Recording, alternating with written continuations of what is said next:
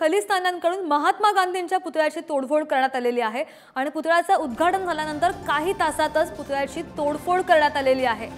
Modi G7 शिखर परिषदेमध्ये सहभागी होण्याच्या अगोदर ही तोडफोड करण्यात आली। ही दृश्य आपण पाहतोय।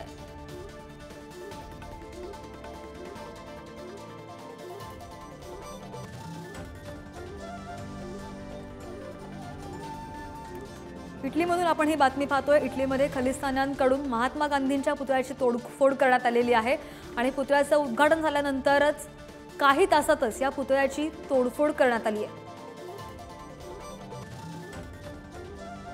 आणि या संदर्भात अधिकची माहिती घेऊन आमचे प्रतिनिधी पद्मेश पवार आपल्या सोबत आहेत। पद्मेश, मोदी G7 शिखर परिषदेमध्ये सहभागी होणार आहेत, मात्र त्या अगोदरच गांधीजींच्या पुतळ्याची तोडफोड केल्याची माहिती येते।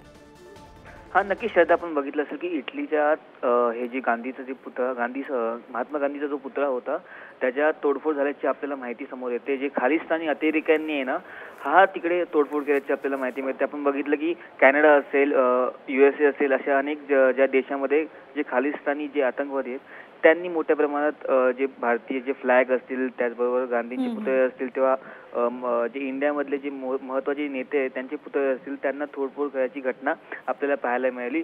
आणि आता थोड्याच दिवसात जे पंतप्रधान नरेंद्र मोदी आहेत ते इटलीमध्ये जाणार आहेत। त्याच्या आधीच ही घटना झाल्यामुळे आता तिकडचे जे प्रशासनाने पण एक ॲक्शन घेतली आहे, त्यांना काही ताब्यात घेण्याचा प्रयत्न करत आहे।